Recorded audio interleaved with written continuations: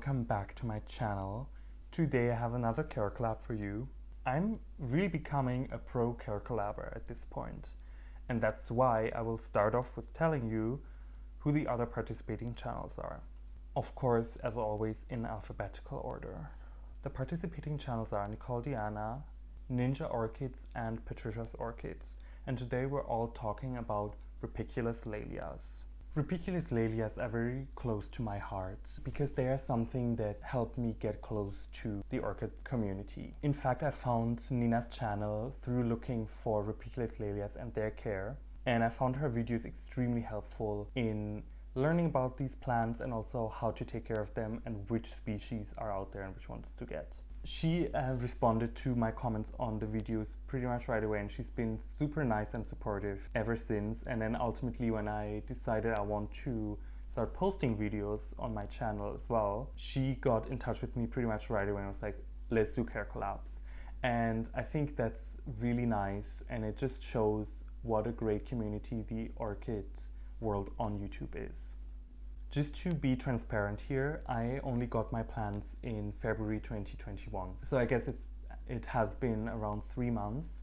So I cannot really tell you how to take care of your plants and how to make them bloom. This is where you should go and check out the other channels. But I can definitely tell you how to not kill the plants. And I think that's also really helpful. And maybe let's just start off with where the name comes from. This name has nothing to do with, but it's actually derived from a Latin root. The word is rubes, and it means cliff. And this is a very nice descriptive term for the habitat these plants are used to. These plants are originally from central-ish Brazil, and they are found mostly in mountainous region. This picture you're seeing right now is the artist's rendition of a Rupicolous Laelias habitat. Okay, I admit it. This is a picture I took when I went on a hike in Canada, which admittedly is rather distant from central-ish Brazil, but this picture serves to illustrate the habitat. Rupicolous Laelias grow on rocky ledges.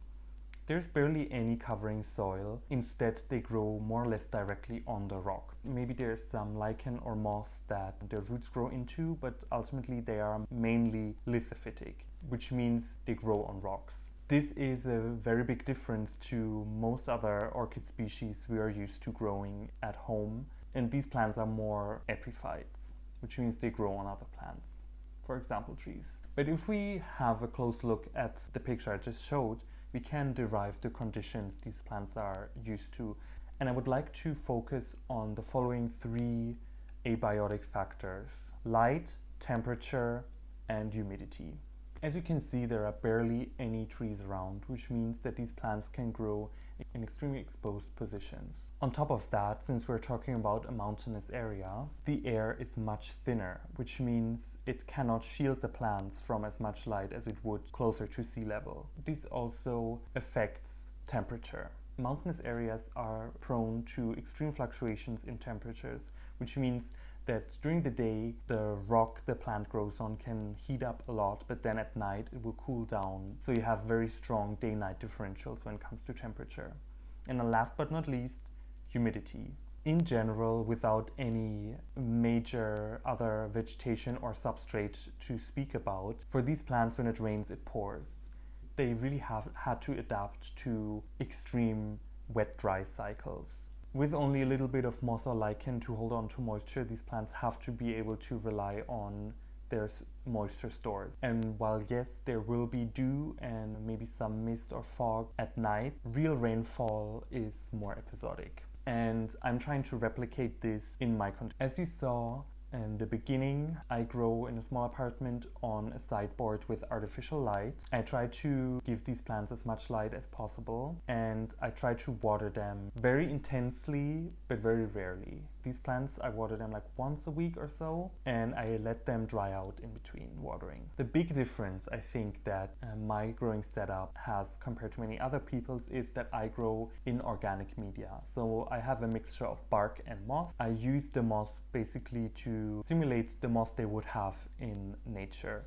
and the bark is just something that I'm used to. I just have them in the same setup as all of my other Cattleyas. This helps me keep individual needs to a minimum, if that makes sense. So I want to have my plants all in a very similar setup so I can take care of them very similarly. And overall, I don't treat them very different from any other Cattleya I would have.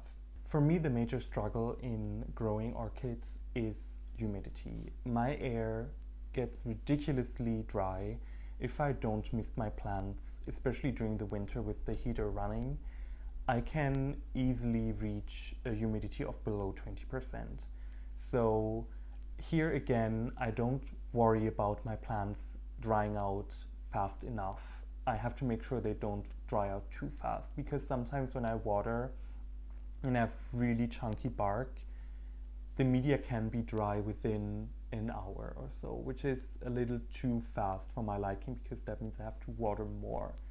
And I have a very busy work schedule, so I have to kind of find a balance between work life and orchid life, if that makes sense. So I have just slightly finer bark, and I add the sphagnum moss to retain a little more moisture. But with that out of the way, let's just have a look at the plants. Okay, so as always, my setup, I have the artificial light here. Every month I will change the daylight length for the plants to simulate seasons. So let's just go to the Rupicolous Laelias. So they live here on the side. As I said, I got them around 3 months ago.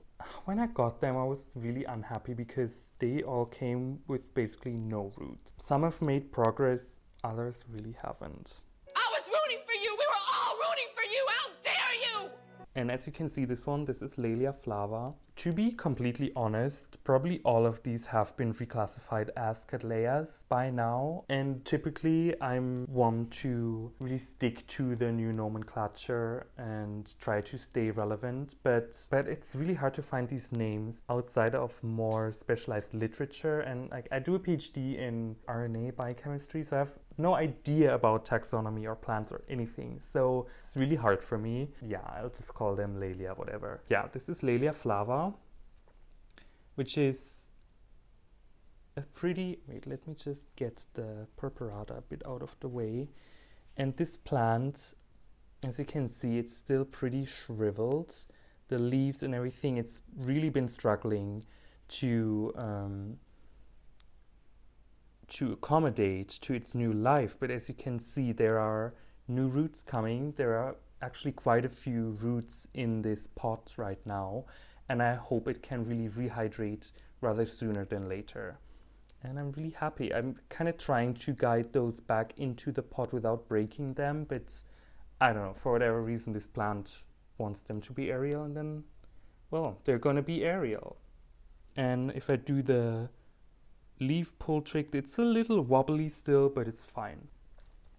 The next one I have over here, this is Laelia kautskiana, which is, I guess, the one that has been doing the best out of all of them. You can see there are quite a few new roots growing, and I'm really happy with that. So no complaints. And as you can see, if I pull, this plant is pretty solid in the pot. Then we have this one. This is this one here. This is Laelia crispalabia. And again, right, no roots in the beginning. And now the pot is kind of slowly filling with those roots. And as you can see, there's some water down here. Today was watering day, so if I pull on a leaf, it's pretty solid. So that's always a good sign. So, and then last but not least, the Laelia gilliani. This is kind of the one that is struggling the most. As you would have seen in the intro, this is the one that if I move, it has basically no roots. Even after 3 months, this one has been extremely sluggish, while the others have been kind of stagnant overall growing wise. At least they've been producing roots, and Laelia kautskiana has actually also a growth maturing, a new growth. But this one, the gilliani, I really don't know what this plant needs, what it wants. So if you have any tips, please share them with me, because you can see it's shriveled. I think it produced like 2 new roots, but they're very fine, very dry. I'm actually considering to maybe give this plant a little more moss rather than bark to maybe help with the roots growth. Also staked it. But yeah, this is kind of the plant that worries me a bit right now.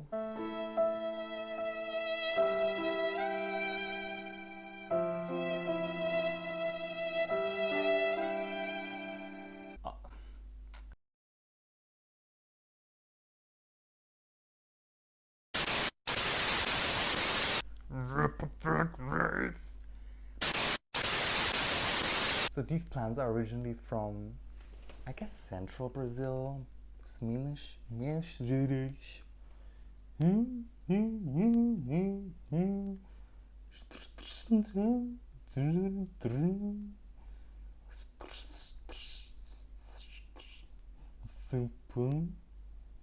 Espírito Santo.